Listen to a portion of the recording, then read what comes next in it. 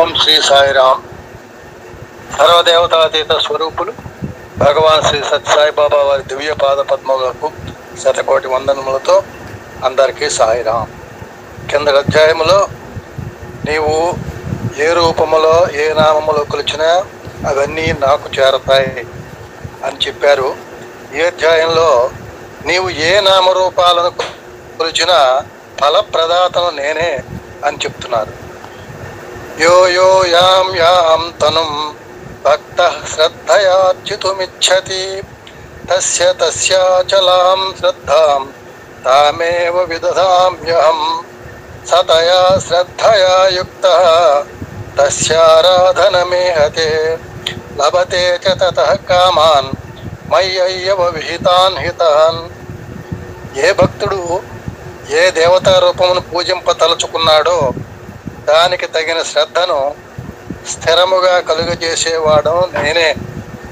మనం పూజించదలుచుకున్న ఆ శ్రద్ధ కూడా పరమాత్మని యొక్క అనుగ్రహం వలన కలుగుతుందిట. ఆయనకి శ్రద్ధ కలగజేస్తాను అని చెప్తున్నాడు. అటువంటి భక్తుడు అటువంటి శ్రద్ధతో ఆయా దేవతలను ఆరాధించుచున్నప్పుడు అతనికి తగిన ఇష్ట ఫలితములను ప్రసాదించువాడును నేనే అని 7వ అధ్యాయం భగవద్గీతలో 21-22 శ్లోకాలలో తెలియజేయడం జరిగింది. శ్రీ రమణ మహర్షి శిష్యుడు స్వామి అమృతానంద. ఆయన ఒకసారి భగవాన్ సత్యసాయిబాబా వారిని దర్శించుకొనడానికి పుట్టపర్తి వచ్చారు. ఆయన రాగానే ఆయనను చూచి సత్యసాయిబాబా వారు అమృతం అని పిలిచారు. ఆ పిలుపు విని స్వామి అమృతానంద పరమానంద భయయ్యారు. ఆ పిలుపులో ఎంతో ప్రేమ, ఎంతో వాత్సల్యం, చిరకాల పరిచయం కలిసి ఉన్నట్లుగా అనిపించిందిట. కారణం, శ్రీ రమణాశ్రమంలో ఉండేటప్పుడు శ్రీ రమణ మహర్షి తనను ఏ విధంగా సంబోధించేవారో సరిగ్గా అలా ఉన్నదట స్వామి పిలుపు. ఆ స్వరమాధుర్యం రమణ మహర్షి వలె ఉండి ఈ విషయం ఆయనకు పరమ అద్భుతమైన లీలగా అనిపించింది. 85 సంవత్సరాల అమృతానందతో స్వామి మాట్లాడుతూ, నీవు 7వ ఏట శ్రీ గణపతి హోమం 41 రోజులు చేశావు కదా. ఓం శ్రీం హ్రీం క్లీం క్లాం లాం అనే బీజాక్షరాలతో కూడిన మంత్రాన్ని రోజుకు 1000 పర్యాయాలు జపిస్తూ అగ్నికుండంలో ఆహుతులు వేల్చావు కదా. ఆ యాగం వల్ల ఎటువంటి ఫలితం లభిస్తుందని శాస్త్రాలలో చెప్పబడింది.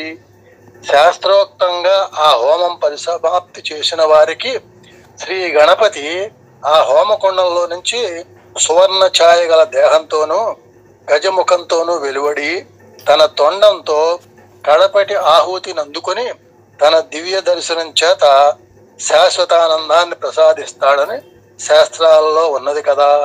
అటువంటి దర్శనం నీకు ఎప్పుడైనా కలిగిందా అని అడిగారు స్వామి అమృతానందను. అమృతానంద ఆశ్చర్యపోయాడు. అప్పుడు అమృతానంద భగవాన్ బాబా వారితో, స్వామి, అప్పుడు 7 సంవత్సరాల బాలుణ్ణి కదా, నేను శ్రీ మహాగణపతి దర్శనం సాధ్యమవుతుందా అన్నారు. అప్పుడు శ్రీ సత్యసాయి బాబా, ఆ జప హోమాదుల ప్రభావం చేతనే నీవు ఈ వయసులో ఇక్కడికి రాగలిగావు. అమృతానంద గారి వయసు 85 ఉన్నప్పుడు స్వామివారి వయస్సు 40వ దశకంలో ఉన్నది. సాయిబాబా అన్నారు, అప్పుడు ఆ జపహోమాదుల ప్రభావం చేతనే నీవు ఈ వయసులో ఇక్కడికి రాగలిగావు. ఇదిగో ఆ హోమ ఫలం నీకు ఇప్పుడు లభించబోతున్నది. శాస్త్ర ప్రమాణాలు ఎప్పుడు వ్యర్థం కావు అంటూ అమృతానంద స్వామిని తన వైపు చూడమన్నారు. అప్పుడు స్వామి స్థానంలో సువర్ణ దేహకాంతులతో శ్రీ మహాగణపతిని అమృతానందుడు దర్శించి బ్రహ్మానంద పారవశ్యం పొందారు.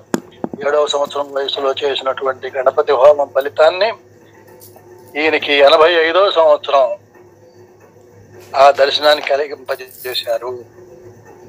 70 సంవత్సరాల తర్వాత. కొన్ని సంవత్సరాల క్రితం హైదరాబాద్లో డాక్టర్ బాలకృష్ణ గారి ఆధ్వర్యంలో అంతర్జాతీయ భూగర్భ శాస్త్రవేత్తల సమావేశం జరిగింది.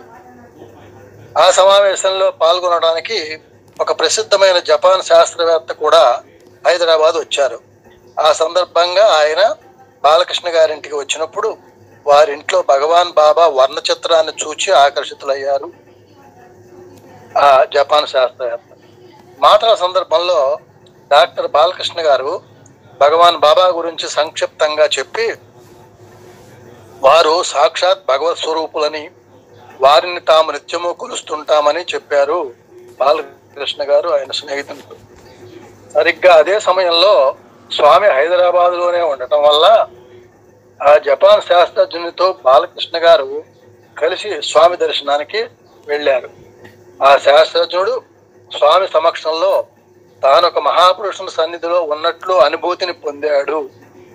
స్వామి ఆ శాస్త్రజ్ఞుడిని మందస్మితంతో చూస్తూ తన హస్తం త్రిప్పి ఒక మానవ గుండెకాయను సృష్టించి ఆయనకు చూపారు. గుండెకాయను సృష్టించి చూపారు చేతిలో పెట్టి. ఆయన ఆశ్చర్యపోయారు. అప్పుడు స్వామి ఆయనతో ఇది ఏమిటి అన్నారు. ఆ శాస్త్రజ్ఞుడు గుండెకాయ అన్నాడు. ఎవరి గుండెకాయో నీకు తెలుసునా అన్నారు స్వామి. నాకెలా తెలుస్తుంది అన్నాడు ఆ శాస్త్రవేత్త. ఇది నీవు జన్మించినప్పటి నీ గుండెకాయ అన్నారు స్వామి. ఆ మాటలు విని జపాన్ శాస్త్రవేత్త నిర్ఘాంతపోయాడు. నిశ్చేష్టుడై నిశ్చలంగా స్వామినే చూడసాగాడు, ఏమి మాట్లాడాలో తెలియక. అప్పుడు స్వామి ఆయనతో అంటున్నారు, ఇది నీ గుండెకాయ, ఆశ్చర్యపడొద్దు.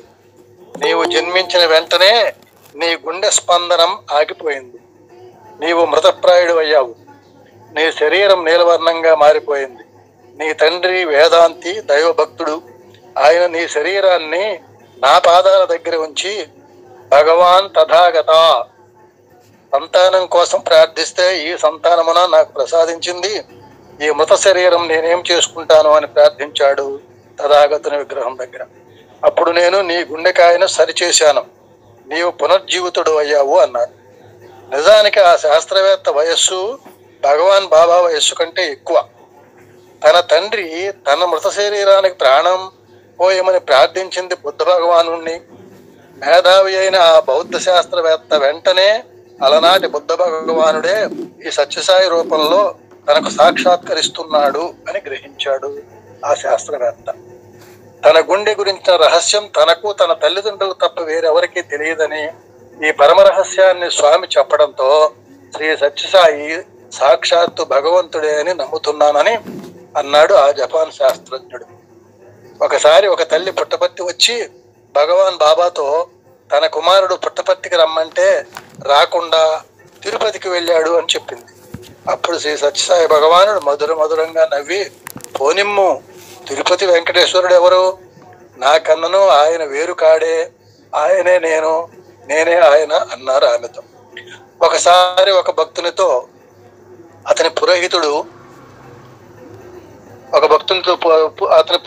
నీకు రాబోయే కష్టాలు పోగొట్టుకోవడం కోసం రుద్రాభిషేకం చేయవలసిందని చెప్పి ఆయనను ఒప్పించి